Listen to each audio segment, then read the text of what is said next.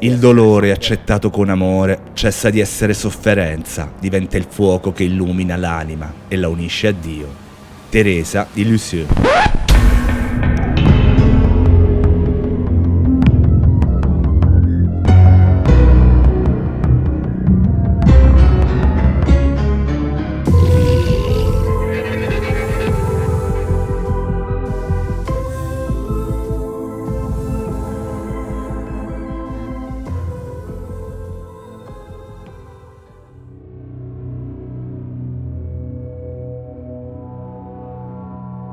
Il sangue, simbolo di vita, di sacrificio, di dolore, ma a volte il sangue sgorga da ferite inspiegabili che appaiono sul corpo di una persona, riproducendo i segni della crocifissione, le stigmate. Per la Chiesa cattolica un segno divino, manifestazione della passione di Cristo, per la scienza un enigma, un mistero che sfida ogni spiegazione razionale. Per secoli, figure come San Francesco d'Assisi e Padre Pio sono state venerate come portatrici di queste ferite sacre, testimoni viventi di un'unione mistica con il Cristo sofferente. Ma il corpo umano, come campo di battaglia, come porta tra i mondi, è un'idea che troviamo anche in culture lontane, in tradizioni millenarie. E questa sera voglio parlarvi di un caso straordinario, un caso che ha sfidato la scienza e infiammato la fede, la storia di Teresa Neumann.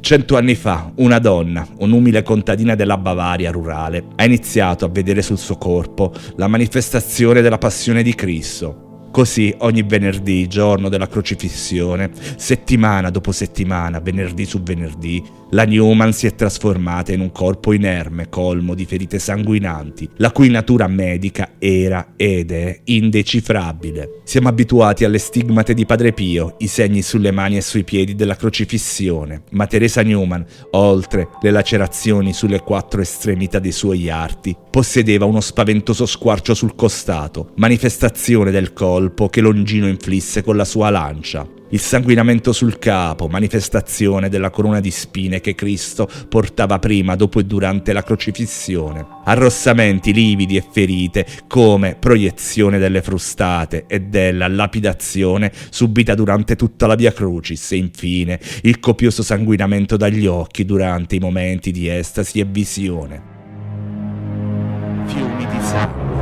Fiumi di sangue che resero una giovane donna la condensazione della sofferenza, la sofferenza in senso lato, mistico e fisico.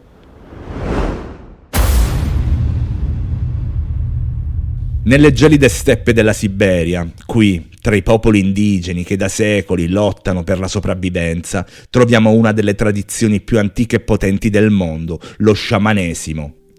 Per questi popoli il corpo non è solo carne e ossa, è un campo di battaglia, un luogo di passaggio tra il mondo visibile e l'invisibile, tra realtà e ignoto. E per diventare sciamano, per acquisire il potere di comunicare con gli spiriti, di curare, di predire il futuro, bisogna morire e rinascere.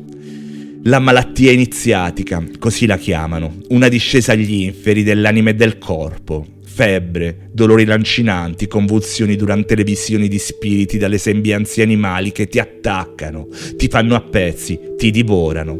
Senti le ossa spezzarsi, gli organi strapparsi. Un'esperienza terrificante che può durare giorni, settimane, addirittura mesi. Un'esperienza che non è solo una metafora. Gli Evenchi, indigeni della Siberia, credevano che lo sciamano avesse ossa speciali, diverse da quelle degli altri uomini, un segno fisico della sua vocazione, della sua capacità di viaggiare tra i mondi. E in alcuni casi la linea tra mito e realtà si assottiglia incredibilmente. L'etnografo russo Vasilievich negli anni '20 conobbe un anziano sciamano, Saveliev, che gli raccontò di avere una costola in più e di averlo scoperto proprio durante la sua iniziazione, durante le sofferenze della sua malattia iniziatica. Una protuberanza ossea anomala proprio lì, sul lato sinistro del torace, un segno che lo stesso Vasilievich constatò di persona e che, a detta dello sciamano, pulsava di dolore durante le sue trance. Questi segni, queste ferite, queste trasformazioni non sono solo fenomeni fisici, sono simboli di un potere che va oltre la nostra comprensione, testimonianza di una connessione con un mondo che non possiamo vedere, ma che in qualche modo alle volte possiamo sentire. Il corpo dello sciamano, il corpo di Teresa Newman diventano la prova che esiste qualcosa di più, qualcosa che va oltre la materia, oltre la scienza, oltre la nostra comprensione.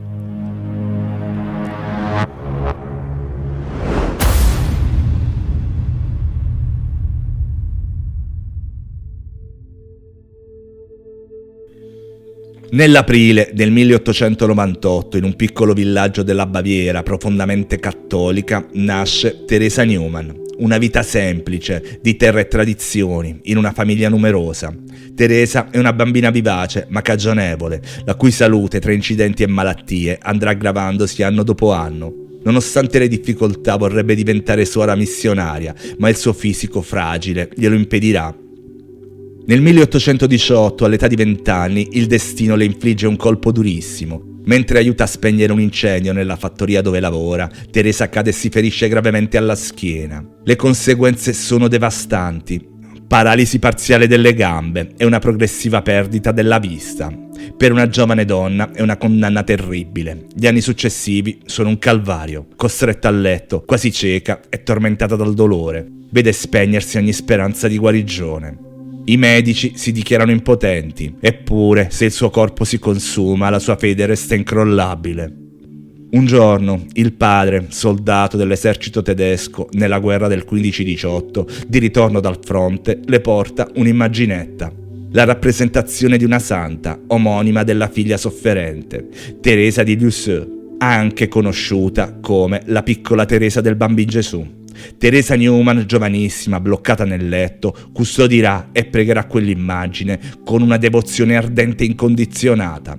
E qui la storia di Teresa Newman incrocia il confine tra il reale e l'inspiegabile. Il 29 aprile 1923, giorno della beatificazione di Teresa di Lisieux, la Newman improvvisamente riacquista la vista. L'ipotesi di una coincidenza è legittima, ma 2 anni dopo, il 17 maggio 1925, giorno della canonizzazione della santa, un altro evento inspiegabile. Teresa, paralizzata da anni, si alza dal letto e cammina. Questi eventi, per quanto straordinari, sono solo l'inizio. Qualcosa di ancora più sconvolgente sta per accadere. Qualcosa che cambierà per sempre la vita di Teresa Newman e che la consegnerà alla storia come la stigmatizzata di Connesreuth. Un venerdì di Quaresima del 1926, Teresa è in preghiera quando ad un tratto cadrà in una trance nella quale rivivrà la passione di Cristo. All'improvviso il dolore, un dolore lancinante al costato e poi, da lì, il sangue. È il 1927 e le mani di Teresa, che avevano conosciuto la fatica della terra e i tremori della malattia, ora sono trafitte. Un foro rotondo, netto, le attraversa da parte a parte, non solo entrambe le mani, ma anche i piedi e il costato squarciato da una ferita profonda sotto il seno destro. Venerdì, sangue fresco e vivo che sgorga copioso, inzuppa le bende, i vestiti e il pavimento. Non si ferma, non coagula, sembra una fonte inesauribile e poi improvvisamente si arresta. Le ferite si chiudono quasi completamente, non guariscono, restano lì, squarci nella carne. Le cicatrici, testimonianza di un dolore che sembra impossibile da sopportare.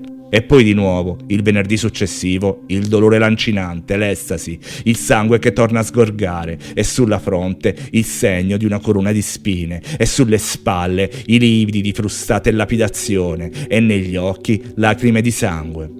Teresa Newman, 29 anni, la contadina di Connesreuth. Il suo corpo è diventato il teatro di un dramma che si ripete, settimana dopo settimana, un dramma che attira l'attenzione del mondo intero.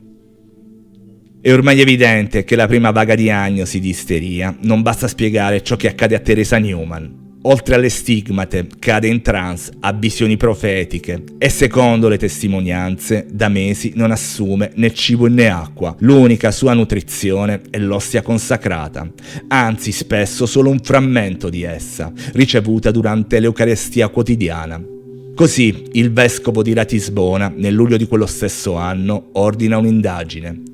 Per 15 giorni Teresa viene sorvegliata giorno e notte da 4 suore infermiere, le quali pesano i suoi vestiti, la sua biancheria, persino l'acqua che usa per sciacquarsi la bocca. Il dottor Seidel, il medico di famiglia, la visita regolarmente. Il professor Martini, stimato psichiatra, la osserva, la interroga alla ricerca di una traccia, un indizio. Tutto ciò che sarebbe potuto essere la prova di una frode, di una malattia o di un miracolo. Nei 15 giorni di osservazione ininterrotta, giorno dopo giorno emerge un quadro sconcertante. Teresa non assume cibo solido, beve pochissima acqua, solo quella necessaria per sciacquarsi la bocca dopo la comunione. Eppure il suo corpo non si comporta come dovrebbe. Nei primi giorni, come è prevedibile, Teresa perde peso. Circa 5 kg, un dimagrimento fisiologico dato il digiuno. Ma poi qualcosa di inspiegabile accade. Il suo peso aumenta di circa 4 kg, un aumento repentino inspiegabile che non trova riscontro in nessuna assunzione di cibo o liquidi. E poi di nuovo il peso torna a scendere. Un ciclo che si ripete, che lascia i medici senza parole e che verrà registrato negli atti del dottor Seidel e del professor Martini. Le suore, testimoni oculari di questo inspiegabile fenomeno, non trovano traccia di inganni. Teresa non mangia, non beve di nascosto, eppure il suo corpo sembra reagire a qualcosa di invisibile, a una forza sconosciuta. E quei 4 kg in più restano incisi sulla carta, un enigma irrisolto. Ferite che sanguinano copiosamente ma che non si infettano, ferite che si rimarginano parzialmente ma che non guariscono mai del tutto, ferite che appaiono e scompaiono seguendo un ritmo che sembra legato alla passione di Cristo, ma che non trova riscontro in nessuna patologia conosciuta. Il corpo di Teresa Newman diventa un enigma, un mistero che sfida ogni interpretazione. La scienza medica dell'epoca, ancora legata a concetti sessisti come l'isteria femminile, brancola nel buio, parla di autosuggestione, di disturbi psicosomatici. Ma la sola forza della mente non apre squarci nella carne, non fa sgorgare sangue fresco da ferite che non dovrebbero esistere. E non è di certo capace di fare in poche ore aumentare di 4 kg il peso di una donna. La scienza, di fronte a tutto questo, non ha risposte e quelle ferite, quel sangue, quell'inspiegabile aumento di peso potrebbero essere il segno di qualcos'altro. La manifestazione di un'esperienza che oltrepassa i confini della nostra comprensione, della nostra scienza, della realtà che crediamo di conoscere.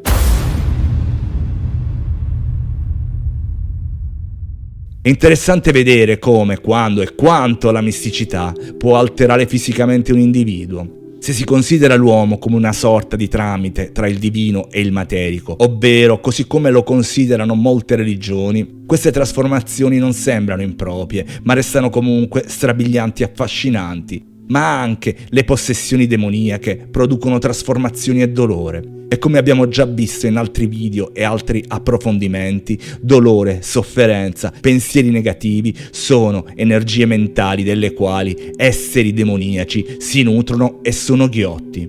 Ma ciò non vale per le stigmate o per altre manifestazioni di dolore che si configurano come un dono a Dio, un sacrificio. I sacrifici rituali erano appunto una forma di privazione con la quale il devoto onorava il suo Dio. In quest'ottica si configurano le sofferenze delle stigmate, come un dolore sublimato con cui il devoto cosciente nutre la divinità.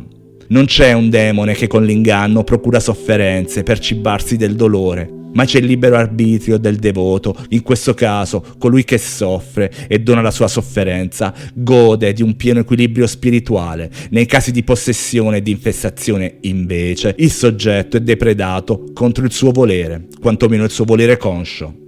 E come spesso accade su questo canale, ci troviamo sempre qui. Non solo a cercare le prove dell'intangibile, ma a tentare di capire cosa e perché.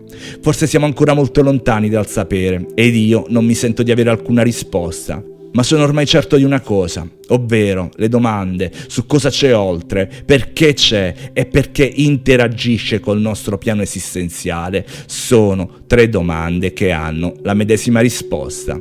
Può sembrare poco, ma invece è molto, moltissimo. Grazie ancora una volta per la vostra attenzione. Vi attendo alla prossima. Ciao, da Occhi di Brace.